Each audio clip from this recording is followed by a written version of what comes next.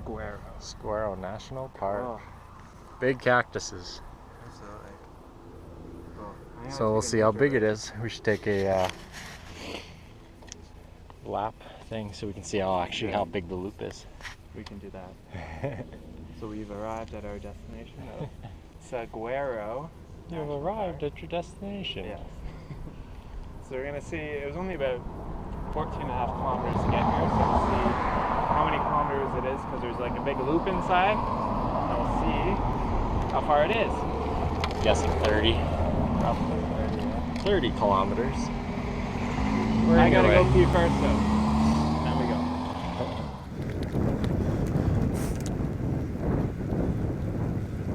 Alright. Alright, We so broke in. we broke in. Actually, we just kept talking to the park ranger, like, yeah, we live here and, you know, We're gonna be come back, back. And And he said we could get in on a scouting pass. Yeah, So so here we are. We're we in. got in for free, but we'll definitely come back and buy an annual pass. It's $35 and it's good for The year. a year, but up to 4 people as well that you're coming with. So Yeah. very, very, very affordable. And this is a beautiful, beautiful cactus forest. Oh, this is gonna be that steep hill. Oh, they even put a bike crashing. Yeah, Guess we better get ready for that. Use rear brakes, not front brakes. Alright, here we go. Get up there somehow. On a mountain bike.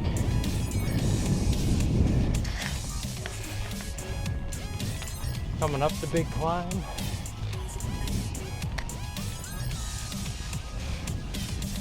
Just solid cactuses out there.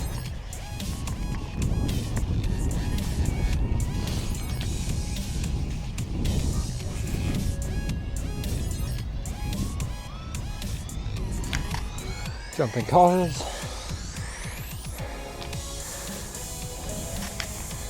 Having fun, ripping it.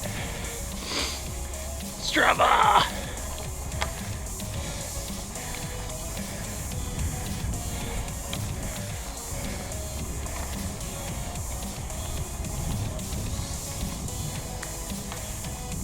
Be cool to get up there somehow on a mountain bike.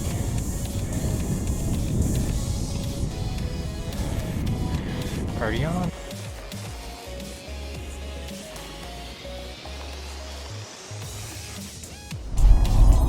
So that Cactus Provincial Park was 8 miles around, which is roughly, I believe, 12, 13 kilometers off the top of my head. Took us about 40 minutes to go around it with a couple stops. You could definitely hammer it out in a half an hour. It was great. It was like a circuit race course, which was awesome. Not having to worry about cars or anything like that coming behind you, so you can hug corners, keep it in the bigger gears and just get ripping. I think we were going 50k in some spots, and trying to maintain our momentum going over the next kind of rolling section. So yeah, it was just a blast going back and forth, me and Derek. Just having a good time, smiling. Tons and tons of cactuses out there in the cactus forest, it's called. So of course there's going to be cactus there. Huge, like 200, 300, 400 years old, I'm guessing. Some that were falling down, which is kind of cool to see, like giant cactuses kind of laying on the ground. I don't know if you know anything about cactuses, but cactuses are basically heavy things. They're almost, I would describe it like a watermelon, just full of water, and when you get that size and that density with all the fiber that holds them up, it's like a giant watermelon. One of those big cactuses can easily crush a car and just smash it in half, pretty close, just squish a car. So massive cactuses and like thousands of them out there right on the side of the mountain, which was great. Great for views and pictures. There's hiking trails, mountain bike trails there as well. I don't know how good the mountain bike trails are going to be. I only saw kind of the beginning of the trails, just looking off to the side of the road. But definitely probably have to check it out in the future. after I ride Casa Grande Mountain more, because it's a blast. It's covered in cactuses as well. You really got to watch and make sure you don't fall, because you'll take a giant rock or a giant cactus in the face or the chest or wherever, and definitely get badly hurt. So you gotta know your limits and kind of chill out as far as pacing goes, and don't go too hard, and stay on your bike. Just some thoughts on the day. Went to check out the cactus forest. Can't remember how to say the name of it. Pagoras, something like that. With Derek, had lots of fun. It was a great place to ride. It was almost like a playground for road bikers. Very little to no cars. No other riders really. Today anyways, apparently it can get up to 200 to 400, even 500 people on the weekends when it's a packed house, so that's pretty awesome. We got in for free, which was really awesome. Continue on East Sunrise Drive. We got in for free because we're going to go back and get a yearly pass for $35, and then we can bring up to 4 bikers in at a time for the entire year, and that includes the other Tucson Mountain Range Park or something like that on the other side of the city. So we'll have to check that out sometime as well when Jerry and Marianne come down. Other than that, just a quick bit of info or my input on, you'll notice in the video that I was ahead of Derek on one of the climbs. The reason for that, a couple of reasons, but one big reason is he has a power meter, so he was pacing himself, because he's gotten into the habit of doing that because he has a power meter, whereas I don't have a power meter, so I don't have any real way of pacing besides just by feel. So there's two sides of that coin. Basically my thoughts on that are, it's not always the best to train. Like, it's best to train with a power meter for sure. Like, if I could have one, or when I can buy one, I'm definitely gonna buy one. I just want to let people know that technology can kind of hold you back sometimes.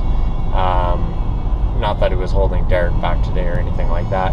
Just some people get caught up in their head with either their heart rate, their wattage, their cadence, whatever, and they're not going by feel, they're just going by what they can see on their computer, which I think can hinder your gains as far as pushing your limits. Whereas when I go by feel, I'm just kind of going all out, so to speak. Not all out, but I still have to like pull back a bit because I can feel, my legs start to burn and everything like that, and my breath starts to go crazy.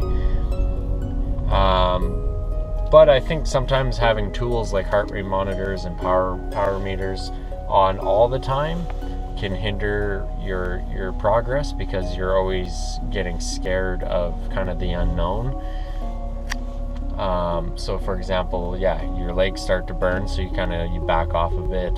But if you're looking at your watts and you get scared by these numbers, like, oh, I can't go that fast, or I shouldn't go that hard because it'll, you think that you're gonna die or something if you go a little harder.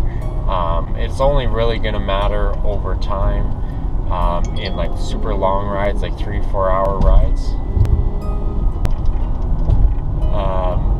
When it's like long distance and you need to save energy for the end of your ride.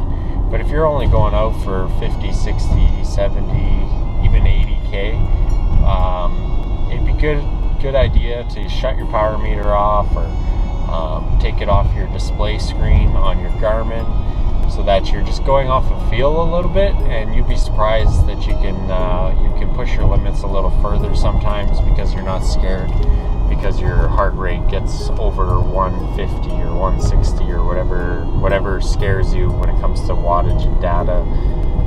So don't be scared of that stuff. either just don't look down at it or take it off your display for some of your shorter rides and just put the pedal to the metal and push through it. And I think you'll be better off in the long term. But definitely those tools can definitely be helpful. I'm not saying that they're not.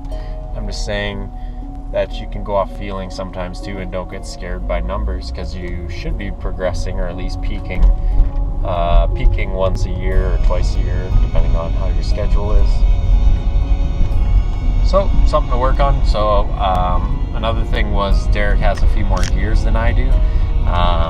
So when we're climbing hills like that, I get stuck in my smallest gear, and if I slow down too much, my cadence really drops, and then I feel like I'm pedaling squares, as some people would call it.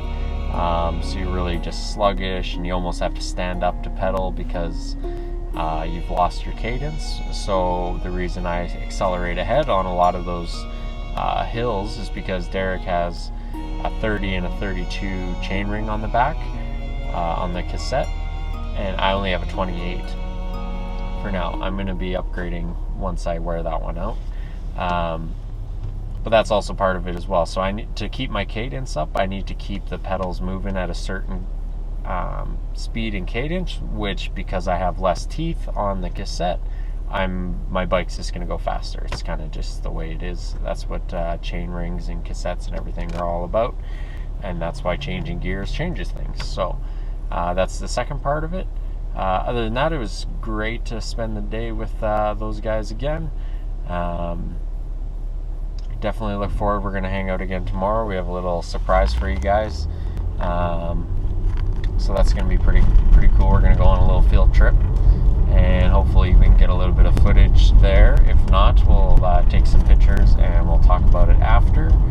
But super stoked. I'm going to be heading back to the Great White North real quick. I'm not going to say when, because my girlfriend will watch this video and then she'll know. So I'm going to sneak into her bed on the day I get home while she's sleeping and scare the crap out of her. So she knows it's coming, she just doesn't know when it's coming, so hopefully she doesn't lose too much sleep over it. But if you're watching this, Marianne, I'll see you soon, and I love you, and we'll see you guys in the next video. Ciao.